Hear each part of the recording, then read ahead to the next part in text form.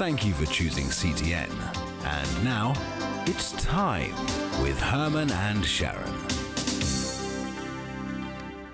I love you. Hi, Thank everybody. you so much for joining us. This is Sharron. Yes. Spelled with 2 R's. In case you're interested.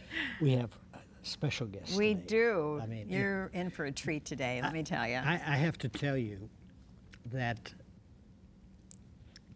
Carol Kent wrote I Lay Down My Isaac. And when I first read that book, you talk about tears. You talk about, in fact, when I finished, I said, you know, a Tom Clancy novel you would read and go, this has got to be a novel, and thank goodness this didn't actually happen to somebody. But this story is absolutely phenomenal. And Well, I we got to have, tell, yes. before you get going, Okay, I have babe. to tell Carol and Jean that he talked about your whole story all the way into work this morning. Telling me the whole story over again, you know, but it was so cute. Okay, there they are, Carol and Jean Kent. And it is so neat to have the two of you together Thank you. because you're usually on with us. Yes, yes. And when I found out you were going to be on, and last time I had him on, he looked exactly the way he does now. Sure. That means you're ageless. Yeah, Right. I am ageless. yeah, that's right. I said he may have aged 24 hours, but it is a joy to have both of Yes. you. Thank you. Thank you. And we were just talking about how many of these shows you've done. You've Yeah. done a lot. A lot. Yeah. Yeah. A lot. By the way, I got a new Christianity Today, Yes. which I'm going to give to you. Thank you. Thank you. I've read it. Are and you it's- in it? And it's Okay. talking about prisons. Okay. Oh, I thank you. haven't seen that one Oh, yet. oh, you have got to read these stories and Yes. hear about what you guys have gone through. I mean, there Oh, it is. yes. Okay. It is just amazing. So that Yes. is your Thank you. Thank you very that is much. my red copy. Thank you. All right. Okay, I got to appreciate tell you it. about this book. In fact, I read so many books, and I'm one of those weird ones where I actually read the books when I have the guests on. Because I've had guests from time to time. After the interview is over, they'll go, You "You read the book." But this. Thank you, Herman. I love the way this is. I don't know whose idea this was. There she is. There's 90 different topics. 90. And the reason I love it is you will start reading it, and it's about a 2-page read, and you can't wait to get to the next one. But what I like is because the phone rings or whatever, or you have to go someplace else, and you can do it like that, and you can go right back to it and start reading number 5, and then you can get interrupted or whatever, and you'll start reading it, and you'll stop at number 40, and you'll pick it up again. I mean, everything should be written like this. I'm telling you, Good. because there's a lot of people that read the first 5 chapters. This is statistical, and that's the end of it. Yeah. They That's never right. finish the book. Yes. They never finish the book. I mean, go in Goodwill. There's a Right. Goodwill bookstore in Sarasota, Florida. You can go in there, and I find books that I swear have never been opened. No. Yeah. They're brand new. Okay. I want to kind of, for our audience, Yes. I don't know if you've ever seen O'Reilly, and they have the Waters guy that does, and he'll show pictures of presidents, and to college kids, and they'll Yes. go, Reagan or whoever, Yeah. Carter, and they'll go, who is this? And go, I don't know. And they'll go, well, who is the vice president right now? Well, why would you ask me that? I don't know. Well, who's running for president right now? That's a whole nother topic. I mean, it's amazing. Yes. Right. But people forget. Yes, they do. So with your history, Okay.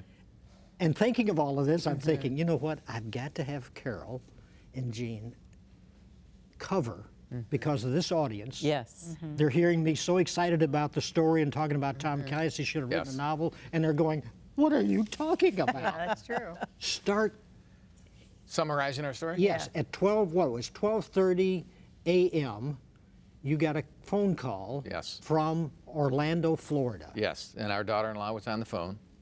And, I'm awakened in the middle of the night. We had just been in Missouri at an event, and we got home late, got to bed.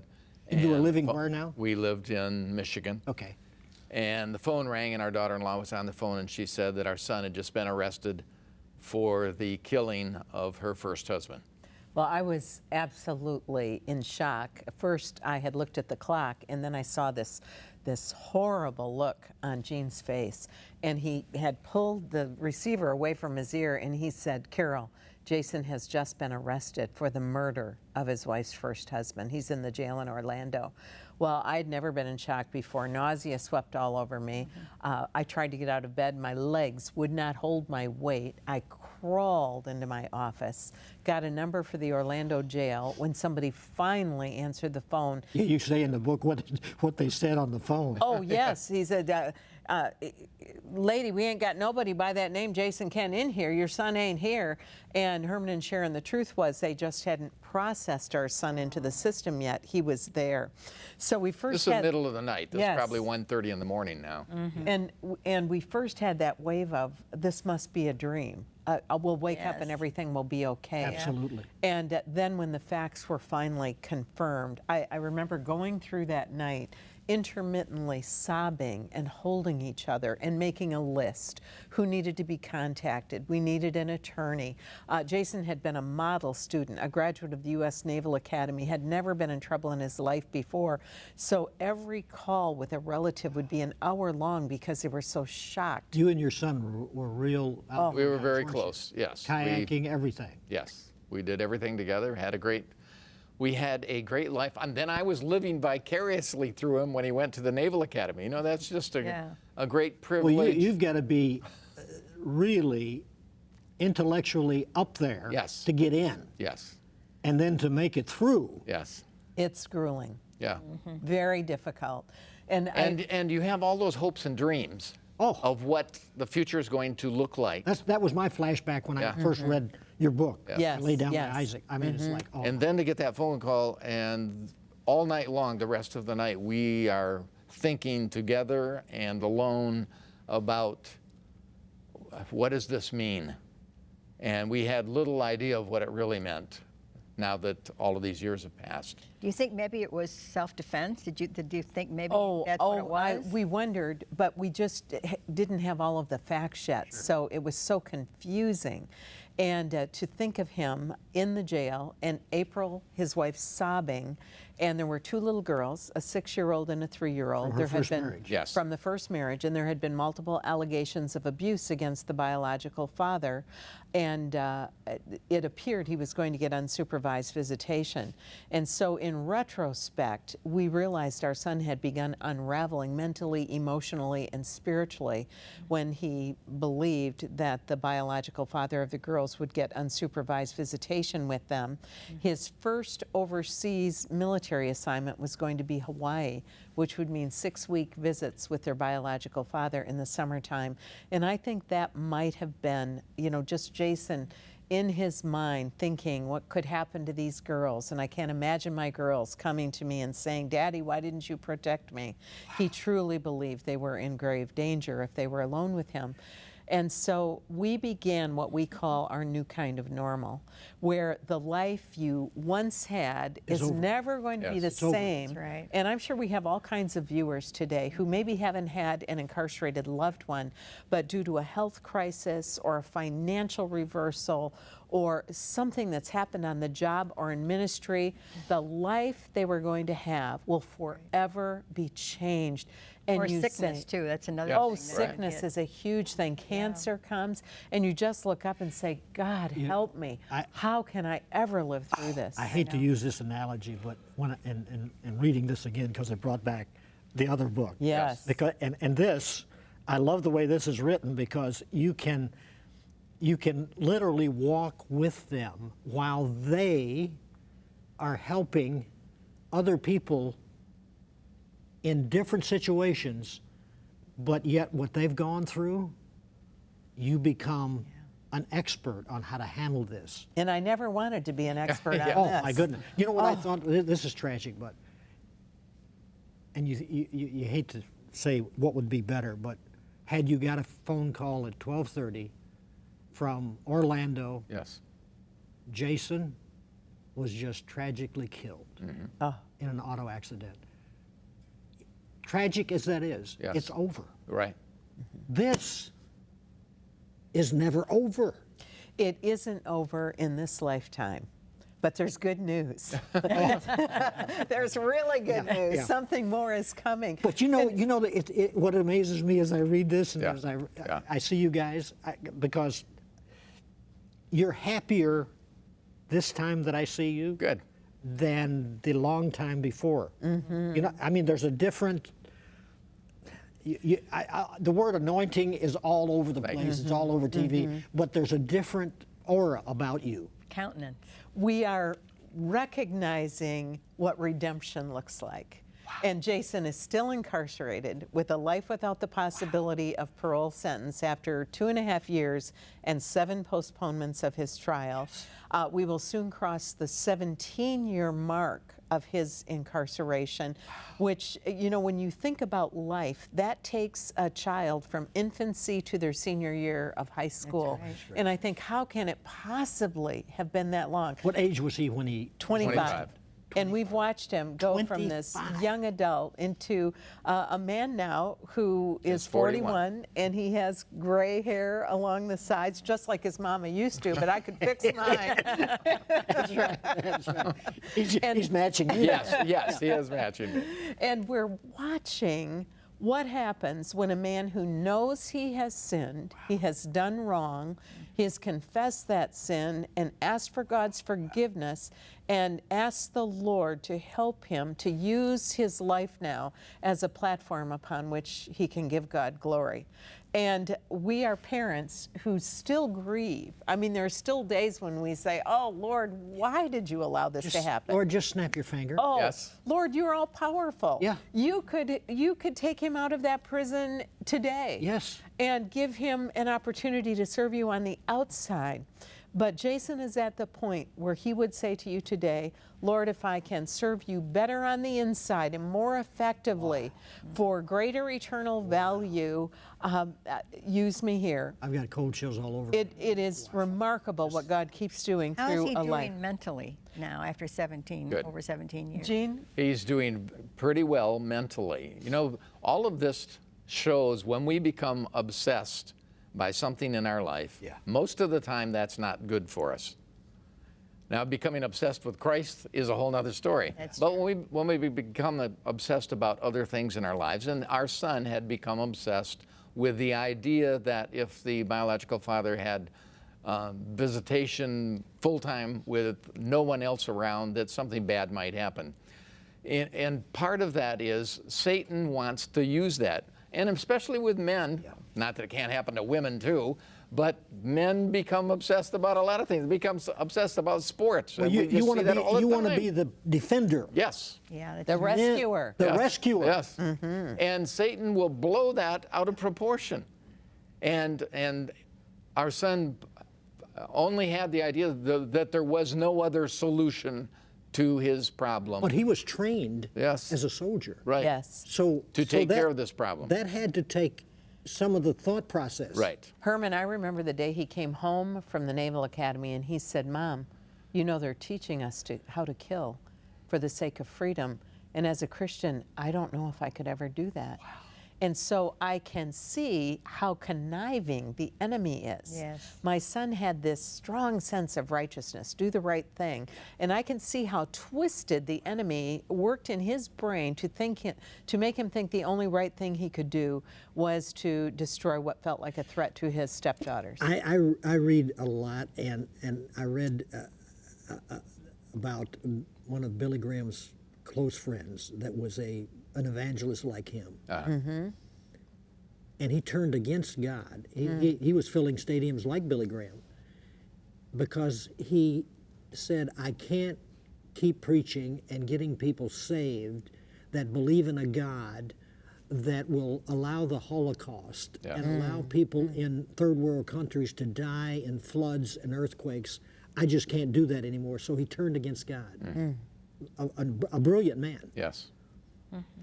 You had that same, I mean, you're looking at your life and you're saying, Lord, Why? fix this. I know. Okay? If you love us and Jason, fix this. You know his heart. You know our heart. You know how we've lived. You know how he's lived. You know he married this girl with 2 children because he wanted to take care of them. You know us, Lord. Fix this. And then you go through this trial. Well, I think there's another point here that some of these viewers will really understand. When you have tried to be faithful to God for your whole life, you've invested your life in things that will outlast it, in ministry that matters, somehow we get a little feeling of God owes us something. Yes. And he should always take care of everything that happens and make our life easy. But that's not what we're promised in this world. Yeah. We live in a fallen world, and as believers, we are not exempt from some of the evil things that happen in this world because we're not home yet. And so sometimes we just have this little feeling of God needs to come through for me in my timing and in my way, instead of saying, Lord, thy will be done. Lord, if you can be more glorified in another way, even if it means pain in my life, do it, Lord. Do it because I want to further your kingdom. You have to have had Spirit-filled Christians that are actually flesh-filled Christians give you their advice. Sure. That if you really trusted and rebuked whatever is going on, Yes. you could see your son walk free. Yes. And you know what we have come to, Herman? When people come to us with that kind of a pronouncement, we thank them for caring, and we realize they have our best interests at heart, and we could choose to have that flash of anger, like you don't understand how the system works, you don't get what's really going on here. You know what I'd love to say? I'd like to take your body, put it in my body right now, and I'll go in your body, and then let me know. How does Let that me feel? know how it turns out. And we just have asked the Lord to help us to see that they care or they wouldn't have come to us, and that they may be misguided and they may really believe that they have the solution and they have our best interests, but we just have to practice instant forgiveness, or otherwise we would be in a prison of our own making. Oh, That's I true. know. Oh, I know. That's I've had true. people come up to me in these many 37 years here, prophesy over me, and they look at me and, what do you think of that? I mean, it said things that you'd think I was going to be the next Billy Graham. And what do you think of that? And I go, I'll have to see if that happens. Yeah. Yes, Right. yes. And it's like their whole balloon, you just let the air out. Right. You mean you're not buying into that? Do you have any idea how long it took me to say that? So you guys, I mean, you speak conferences all over the country. Yes. You know what I read? What? You actually spoke in the prison. Oh, Yes. yes. What was that in like? in the prison where my son is, Yes. I spoke. Yes. It was phenomenal. And they never let that happen. Most of the time, parents cannot speak or be volunteers. Be volunteers in a prison where your loved one is. And we were invited to come in. I was asked. Your son was there? My son was in the audience, and I was even allowed to use some PowerPoint with pictures of him from his youth. So all the other guys were laughing at him. Yeah, they were elbowing him, saying, "Oh yeah, Jason." In a that's good-natured way, Yeah. they were having fun, saying, "Wow, that's what you look like as a little kid." That was it was yeah. a great family time It is for interesting. all those inmates. to Those see. inmates become family. Oh, yes. They do. To us as well. Yeah. They're like my boys. Yeah. But you know what They are. just drove me crazy? When he first was in prison, someone started a rumor that he killed a black man. Yes. Yes. Racially Right. motivated. Right. And Totally untrue. seven guys almost killed him. Yeah. Yes. Knocked his Beat teeth. him up. Oh, Right. yes. Broke It his was 2 front terrible. teeth off. Oh, my goodness. Because that was not true. He did not kill a black person. No. And Yeah, it but what it I'm was- saying is, isn't it amazing how the Yes. stories get in there? Yes, it is. I mean, if some guy started a story, you're a pedophile, because they say they kill pedophiles. Yes. Right. Oh, that's So here's your son, this unbelievable officer Yeah. in the academy, and they're trying to kill him because they got some wrong information. I'll never forget the day I got that call.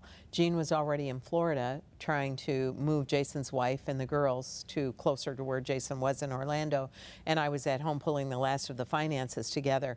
And you have to accept a digitized call from the prison. And when I did, Jason was sobbing, and he said, "Mom, I've just been jumped by 10 inmates." He said, "They were kicking me and kicking me in the head." Kick him in the head? He said, "My 2 front teeth have been broken off. I've been kicked in the eyes. I have a big slash in my ear." And he said, "They stole all my stuff except for my Bible." And I heard him choke back a sob, and he said, then the corrections officers came and they took me to the faith-based area of the jail. And he said, "Mom, those men were like Jesus to me." He said, "They washed my wounds. They brought me a clean T-shirt. They brought me soap and deodorant. They prayed over me. They were just like Jesus, Mom." And then the click of that call came, meaning your time is up, over and out. And I just sobbed, and I just put my hands like this. I said, "God, I cannot do this journey. I cannot watch my son suffer like this. Lord, please take me home to be with you. I cannot do this." And I think we come to that place where we cannot do this. And then I want to flash back to what you talked about with me being able to speak at the prison. I said, "Guys, I want to talk to you about a dad, and he's right here. He's Gene Kent. And he's going to come up and talk to you about a father's tears." And Gene, share what you told them.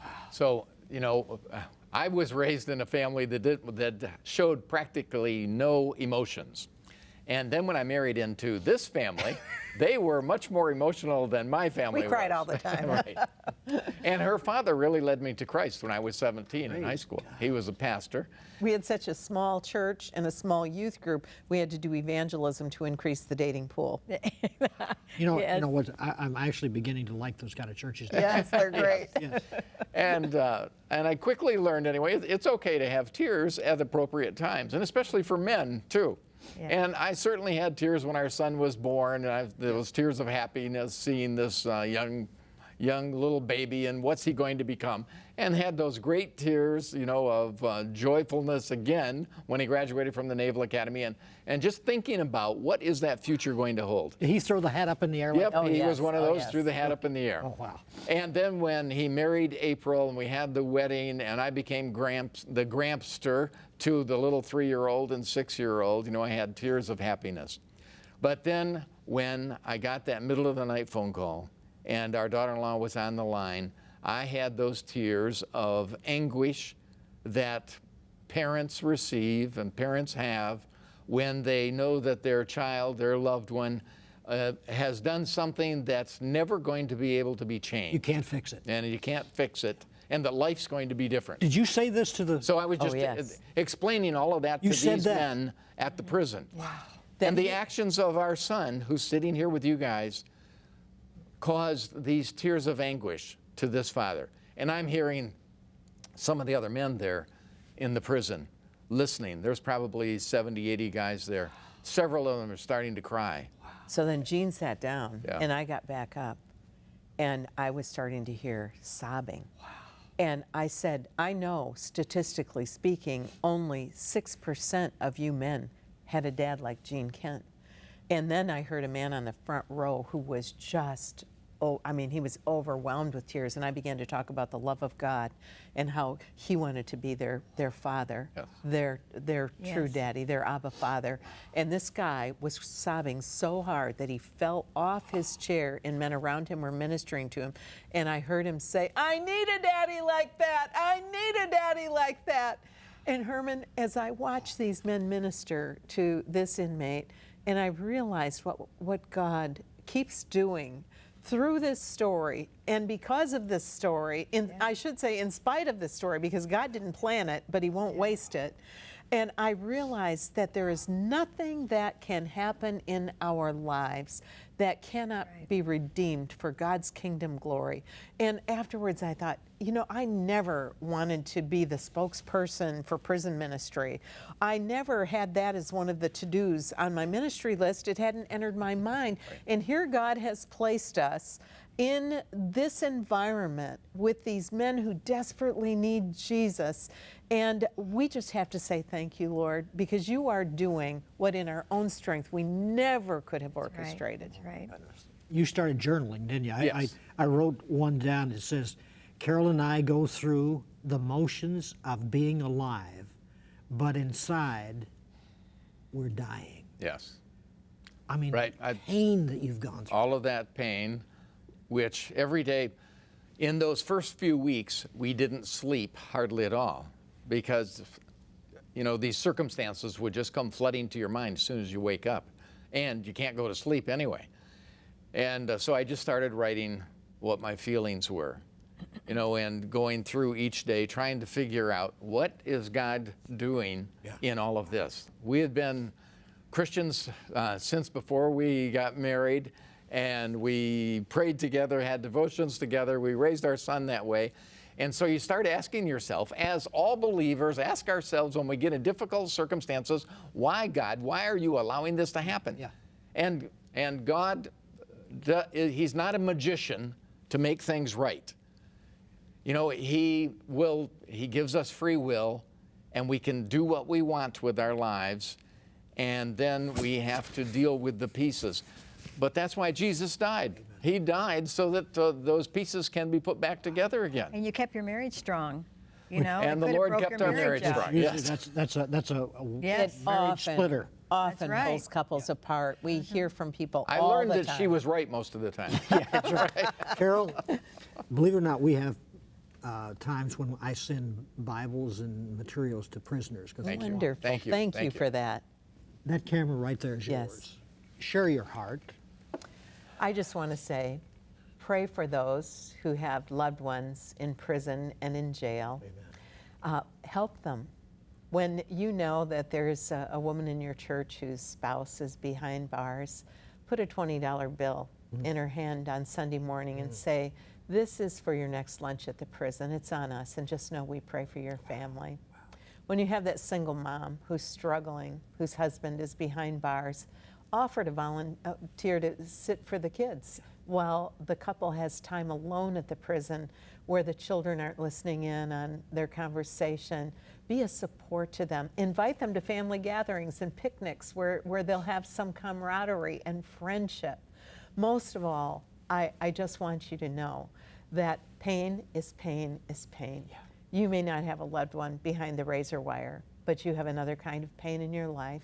And know that when you do, God cares. He loves you deeply. He longs to be your comforter and your guide and your helper and your teacher. Embrace him. Amen. And remember that circumstances may appear to wreck our lives and God's plans, but God is not helpless among the ruins. That's what Eric Little said. Wow. That's right. Very good. Get your copy. Yes. Okay, I'm telling you, this is a read. They call them page turners. Okay? This book is a page turner. Thank you, guys. I had all of these questions. We covered a little of them. God bless you for watching. Bye-bye. Bye-bye. Thank you for watching It's Time. If you have recently made a decision for Christ, Herman and Sharron would like to hear from you.